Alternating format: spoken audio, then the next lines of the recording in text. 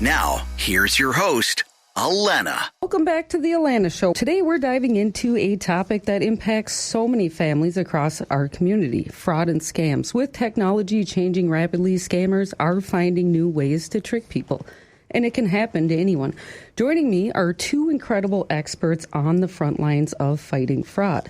Deputy Chief Assistant State Attorney Stacey Ibarra, who leads the Special Prosecutions Unit, handling complex cases like crimes against the elderly, animal cruelty, and white-collar fraud. Detective Vaughn Mitchell, a financial crimes investigator with the Palm Beach County Sheriff's Office, specializing in elder fraud, cryptocurrency scams, and identity theft. Thank you both for being here and a part of our scam fraud prevention segment. Oh, well, thank you for having us. We appreciate it. Thank you. Yes, anytime.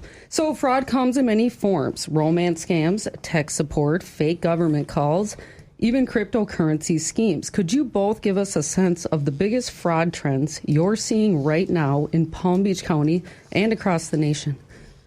Okay. Let's start with the around the nation, across the nation part first. Okay. And in 2024, the FBI, they published their annual reports, and they've identified phishing, spoofing, and tech support as three of the largest segments of fraud that they're seeing. But here in Palm Beach County, we can even break that down into, I'll say, smaller, two main subcategories. And what I'm seeing personally, and especially coming out of our unit there at the Palm Beach County Sheriff's Office, you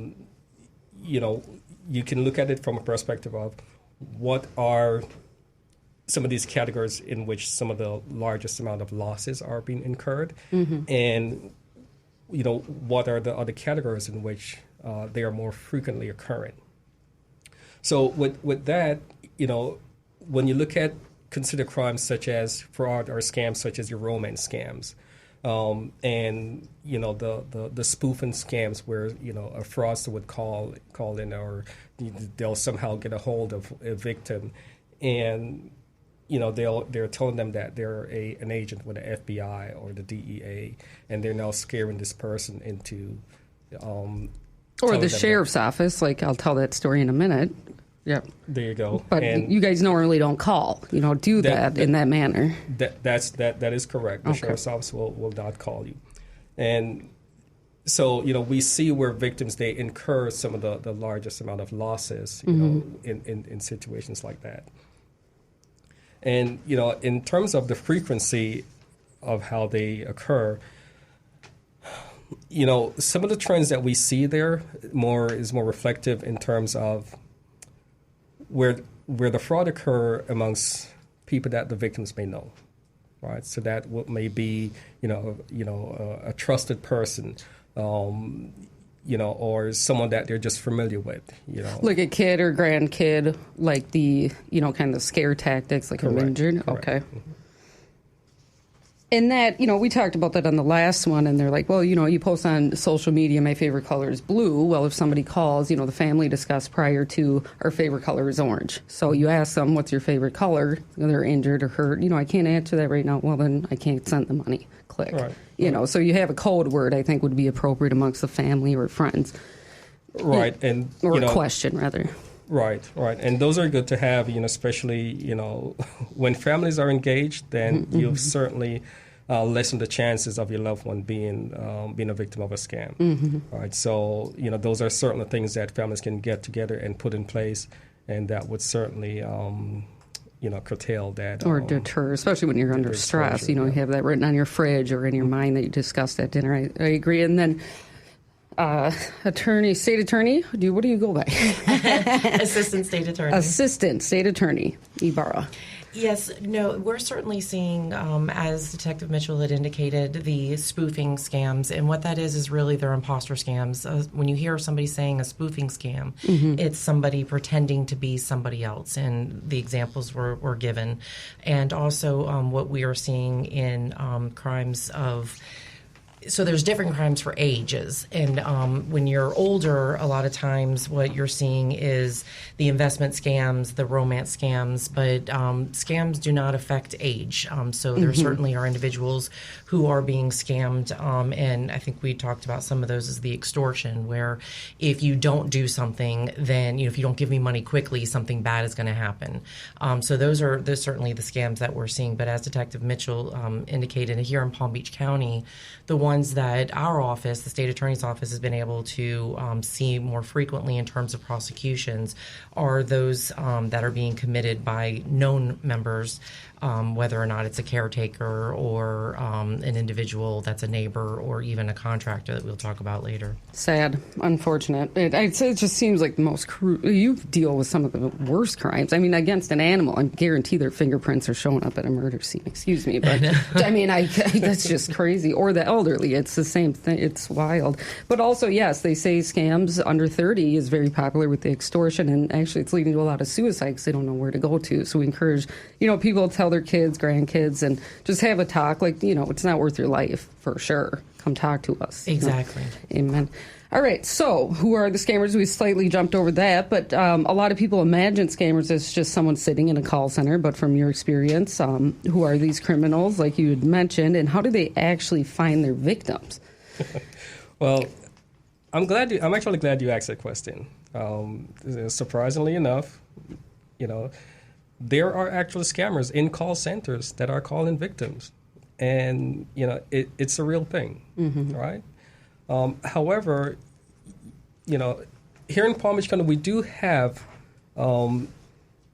indications or indicators that, scammers do contact some of our victims, via call centers.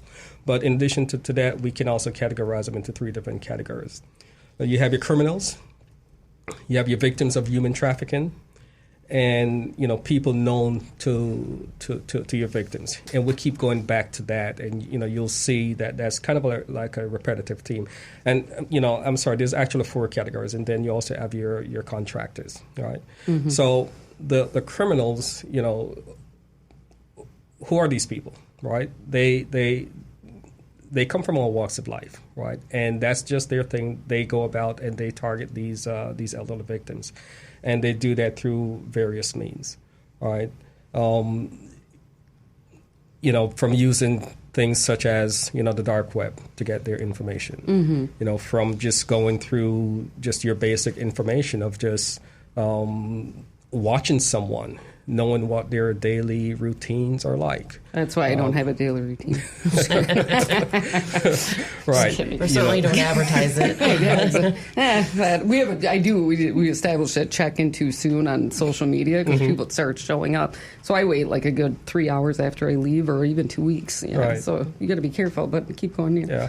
And, when you think back into the early days of scamming where people would go dumpster diving and stuff like that, now they don't need to do that because all your information is online.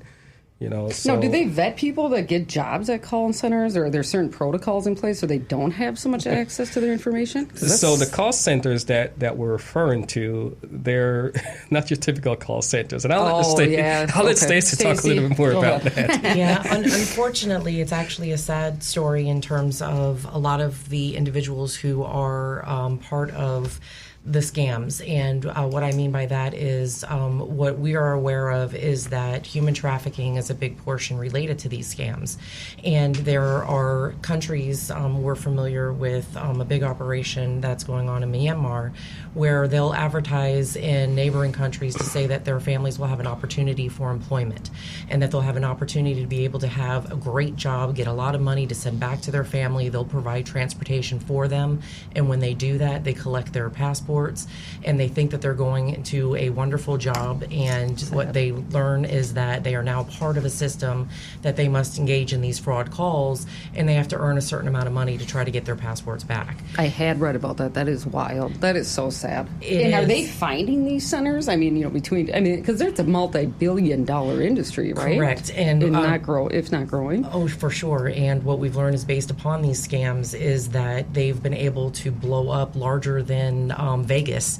They've been able to build up Myanmar in terms of based upon all of these fraud scams. So it is a huge business, and The reality is, in terms of just circling back on how they find their victims, Detective Mitchell's correct in that there have been so many data breaches with large companies, phone companies, hospitals, banks.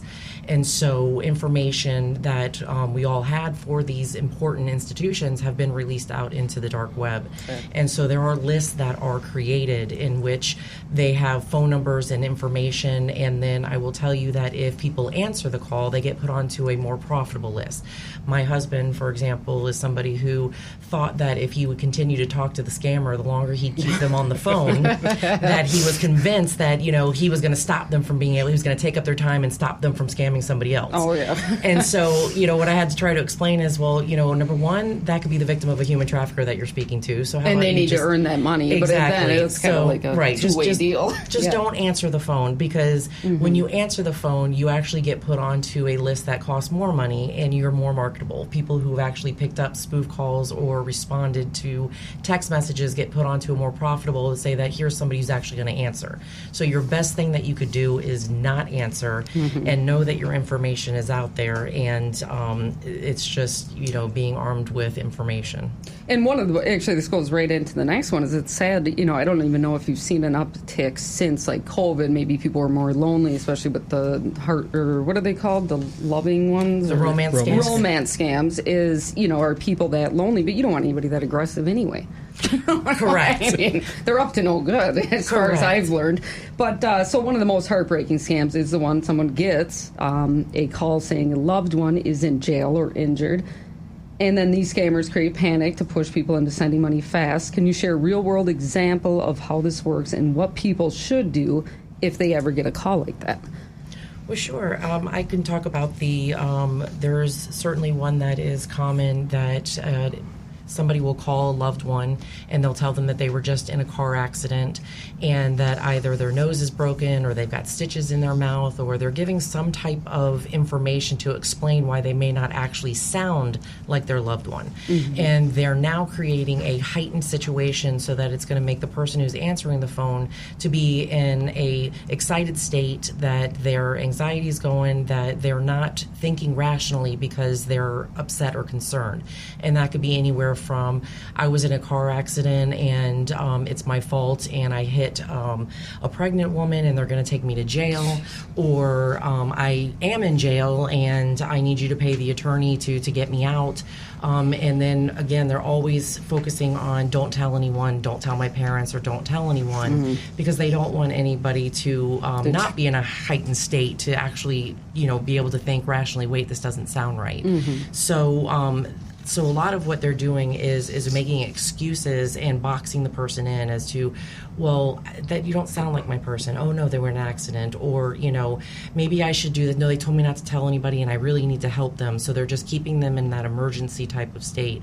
And I think you had mentioned it earlier in terms of what can you do is having code words with family members of, maybe not sound like them, but they're going to know our code word that we've established.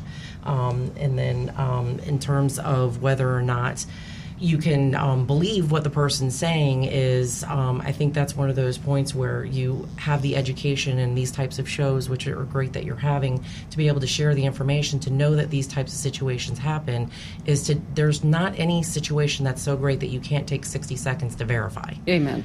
Yes. And I think, but when you're under pressure, we've all been there, you do things. So I think just having that simple question, they don't answer, you hang up, and then breathe a little bit, call somebody, talk to them. Maybe have like a lifeline. If you ever feel that much pressure, call two other people prior to making a decision.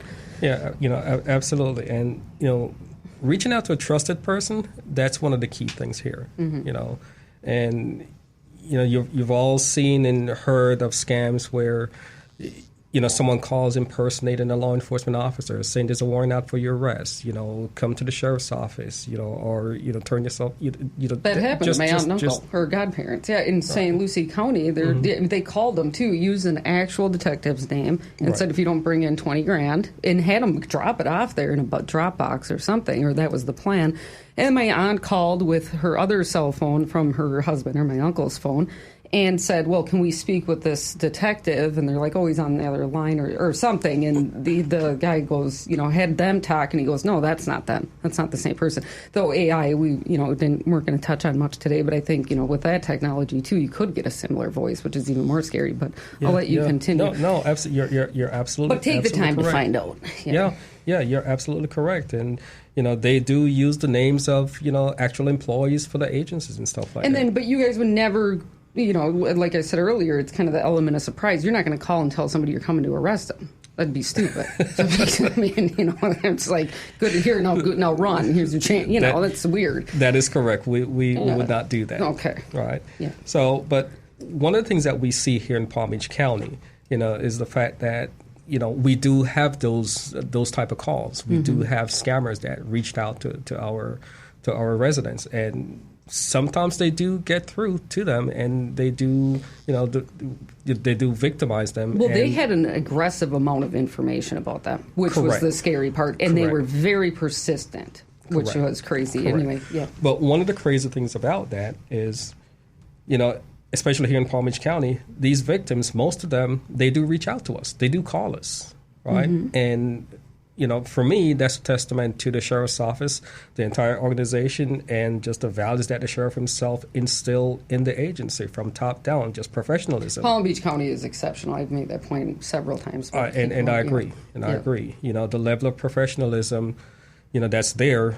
These residents, they know that they can come to us. They can call us at any time, and we'll reach out to them, and we'll assist them. Right. So they have that comfort, and just being able to do that has made a tremendous impact, especially with that one specific type of crime. Yes. So while we do see it, we do see more in the trend of they'll reach out to us and we can verify that, hey, no, you don't have a warrant out for your arrest. No, your grandson was not kidnapped, or something along those lines. So perfect. We have been. And you do not, if you skip jury duty or didn't get a letter, that's not true either. They were not going to come and arrest you, and you don't owe them $10,000. Correct. And it just comes back to, hey, call that trusted person, or just call your local law enforcement agency, right? And we'll provide a few numbers at the end, as well as on my Instagram and the website. So. Anything else on that? No, I just I think that it's all been touched upon. With the most important thing is that if somebody has a warrant out for the arrest, nobody is letting you know. Yeah, exactly. So that was my first thought. I'd be like, well, thank you. No, I'm kidding. I would show up, but. Many victims of fraud feel embarrassed and blame themselves. But as your presentation reminds us, which they can find that online, correct? This one. I can certainly get that to you. Perfect. Excellent. So, but as your presentation reminds us, victims are not stupid. Scammers are experts at what they do. How do you encourage victims to speak up and get help instead of staying silent? Oh, I'll let you start on that. Certainly. I think the most important thing is it starts with every one of us in the way that we speak about the victims of these crimes and reminding them that they are victims and removing the stigma of if somebody were just at the grocery store and, we never want this to happen, but if somebody just came and grabbed their purse from them, nobody would feel that it's their fault. Nobody would feel the shame that there's something that they did that had this person rip their purse from them. But for some reason there is so much shame and guilt in how could I have fallen for something with how could I have thought that I won the lottery and that I had to pay the taxes, or how could I have thought that my bank account has been compromised and I need to go take out all my money and put it into crypto.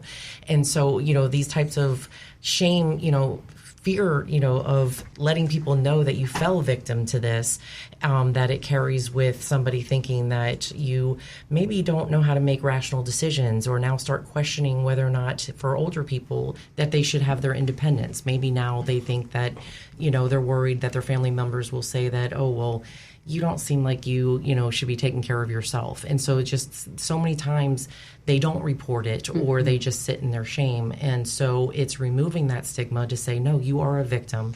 you have fallen victim to a scam of somebody who does this 24/7. They are experts. They have crafted. They use psychology, every aspect of absolutely. Your information, like it's not anybody's fault. You got to report it. That's a helpful. Exactly. I mean, to everybody, the community. Exactly. They get you into that heightened emotional state, or they play upon your emotions in terms of for people who are just wanting to have contact with somebody else. But they certainly are using your emotions against you, and to remove that stigma, to say that no, I've been a victim and I need to report it because I can get help. And you could be a hero, help more people in the community by, getting these people out of here. Exactly. Yep. And sharing your story and letting others know what scams are out there, like we've been talking about today. Mm-hmm. And, to that point, myself and the other detectives in my unit, the financial crimes unit at the sheriff's office, one of the things that we spend a great amount of time on when we go out and meet with a victim is, number one, we have to engage with them, let them know that we do understand that you're a victim here. And, we got to reemphasize, that to them and let them know that, no, you're not stupid.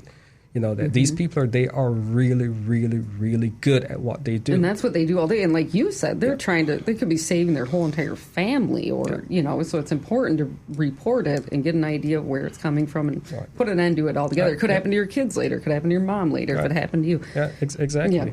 So put an end to it. It's important for us to do that because, if we don't do that and if we don't get through to these victims, we are not going to get the information, the evidentiary information that we need to break this case wide open, or things that will need to move this case, along. So it's important for us to take that step, to take the time to do that. So a lot of times when we go out and we meet with these victims, we take measures to spend a little bit of extra time with them and let them know that, hey, it's okay. You can talk to us. We're here to help. Right? You're not alone through this. And it does take an emotional toll on the investigators as well. We do carry that burden. I can't imagine. With Thank some you of our too victims. for doing that. Not only showing up here today, but I can't imagine how that. Seeing somebody in that state, it must be devastating. It is. You got to understand now. It's solving the crime is where the key. Yes. And it's these people are very vulnerable during that time. So. We're meeting them, when they're not at their best. So being able to get the information that we need is critical, and we have to spend the time and share the compassion and the understanding to let them know that, hey, we're here and it's okay. And it's going to be okay. Perfect. And then Detective Mitchell, you lead PBSO's, the Palm Beach Sheriff's Office crypto team, and Deputy Chief Ibarra, your office handles cybercrime prosecutions. Can you explain how cryptocurrency and even AI tools are being misused by fraudsters and what risks the public should know about?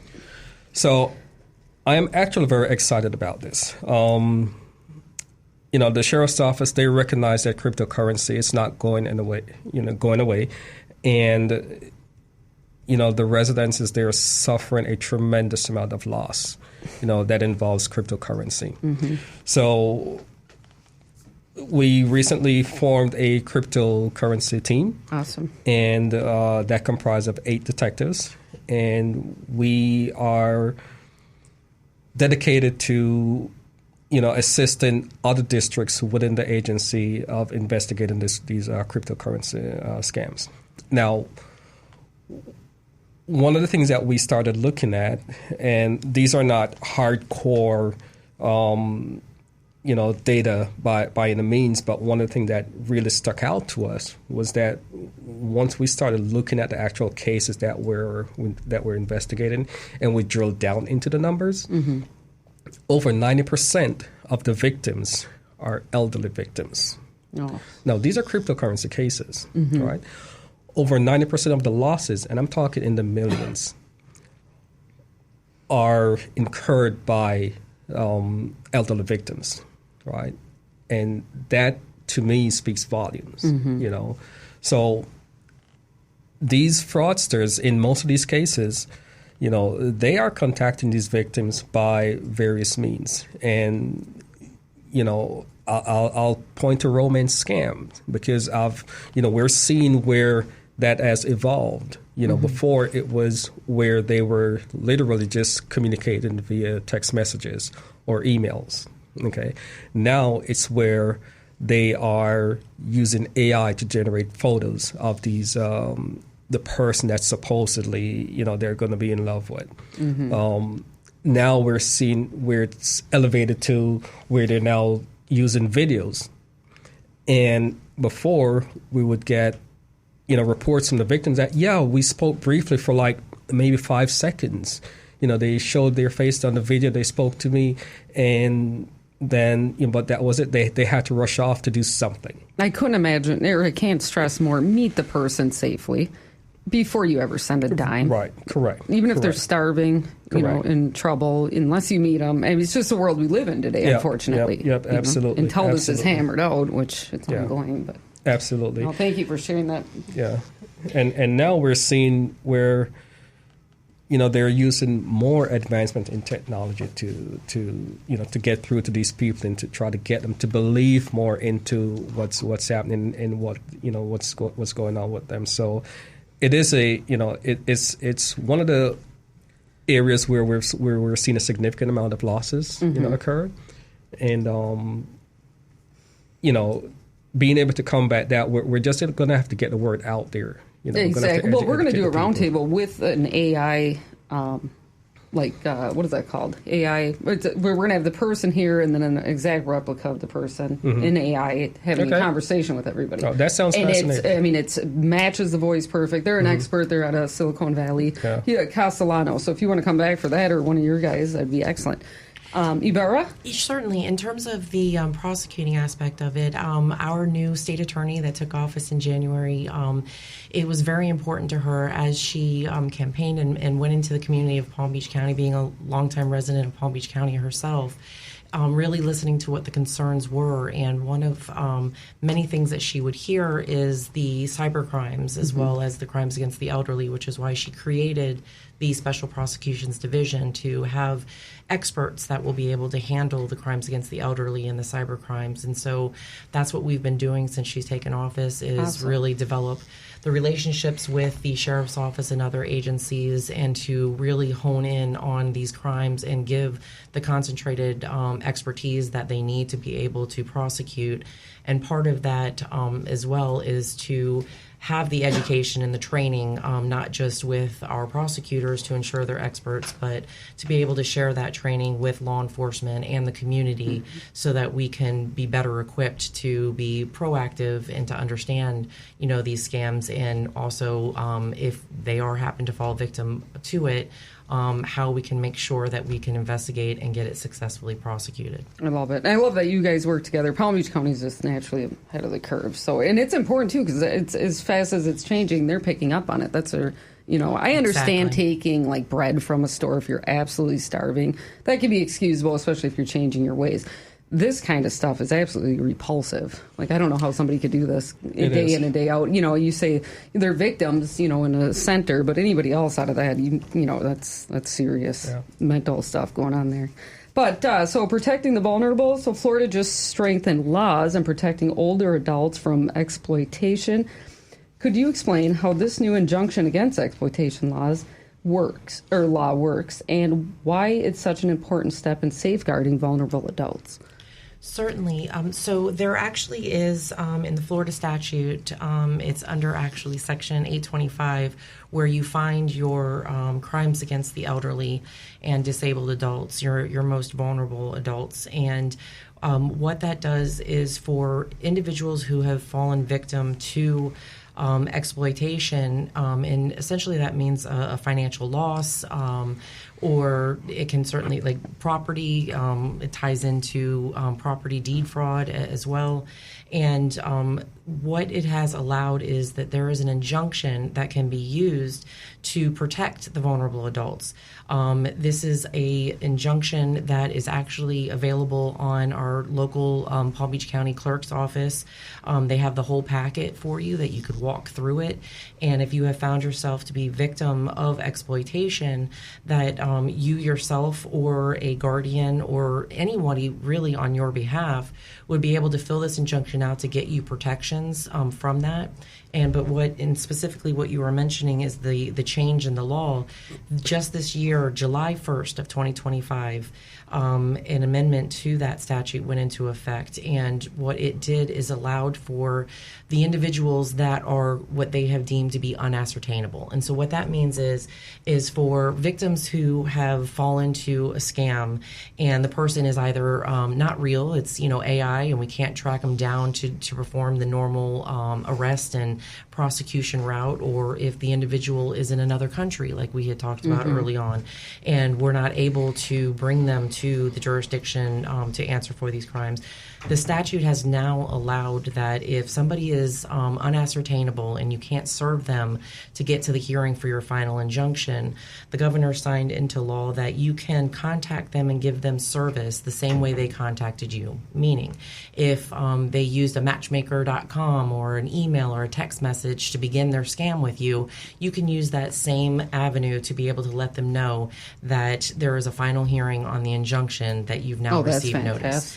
So and otherwise, the way that it used to be is it could take 6 to 8 months to try to get any kind of service where you'd have to go archaic and publish in a newspaper and so forth. So it really strengthened the ability to use this injunction to protect our vulnerable, and we just continue to hope that working together with law enforcement and our government, and that we will just continue to strengthen the laws and protect our vulnerable citizens. I like that a lot. Very cool.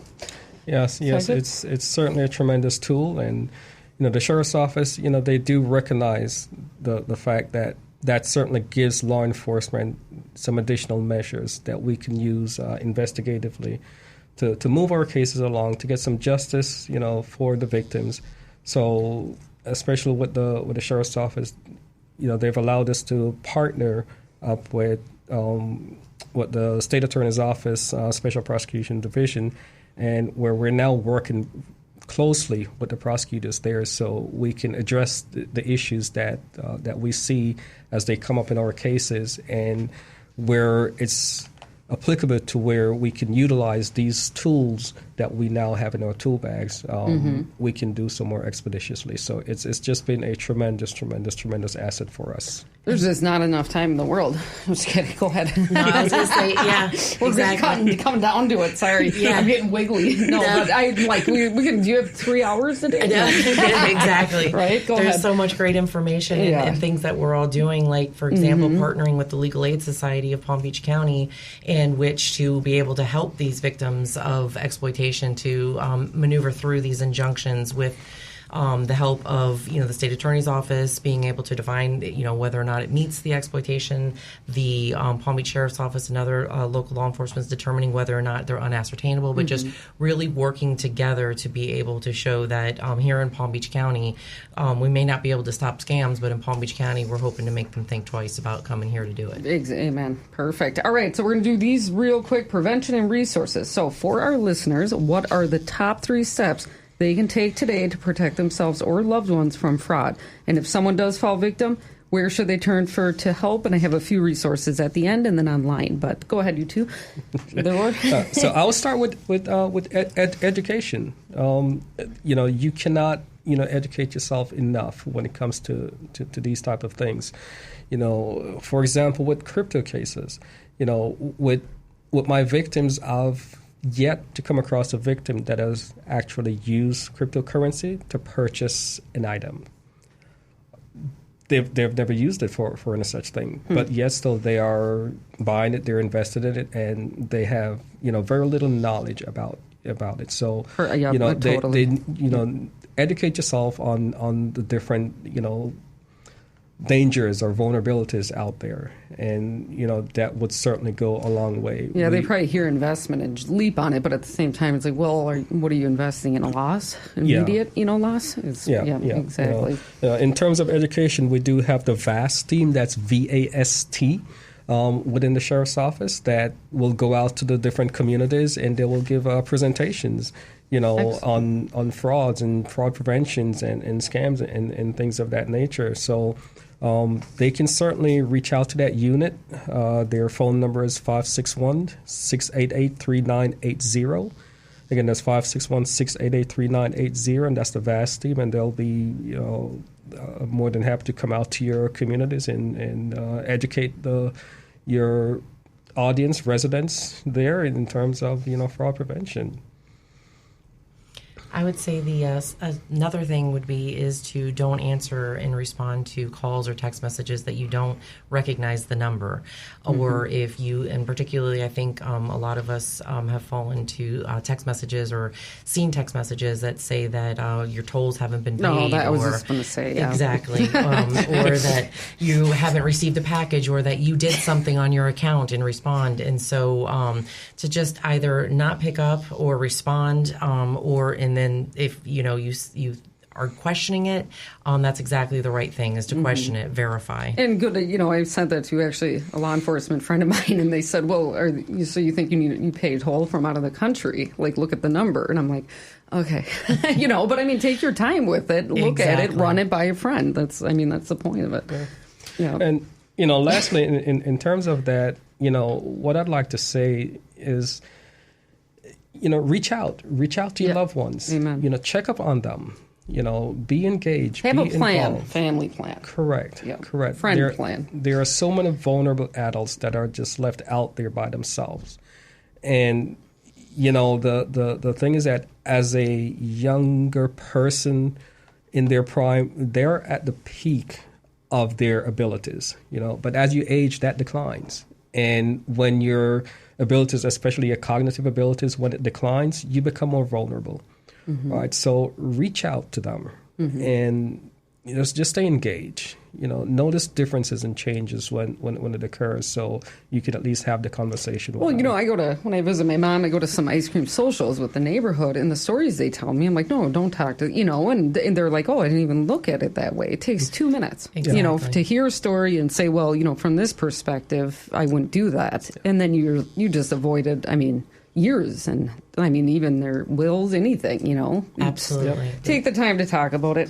So, anything else on that for you two? All right. Excellent. Well, I just would like to say a special thanks to Sasha in West Palm Beach's Vice Mayor Baxter's office and Joe Smith, Director, Consumer Affairs Division, for the following links and updates. It's discover.pbcgov.org, and then go under Public Safety and under Consumer Affairs, and around there you'll find some videos and other links and tips, traps, consumer traps and tips, articles. And then also follow their Facebook, facebook.com at pbc.consumer affairs division. On Twitter, or X, formerly Twitter, is PBC Consumer. And then next door is Palm Beach County-1589 updates. And this has been such an eye-opening conversation. Fraudsters are constantly adapting, but with education, awareness, and the incredible work of people like Deputy Chief Ibarra, Detective Mitchell, we can stay one step ahead. For anyone who wants resources or you need help, we'll share links and phone numbers mentioned today, including Adult Protective Services, the FBI Internet Complaint Center, at I-C as in Charlie, the number 3.gov, and the Senior Protection Team Hotline at 866-9-NO-SCAM. Once again, 866-9-NO-SCAM. And thank you both so much for your dedication and for joining us here today. Thank you.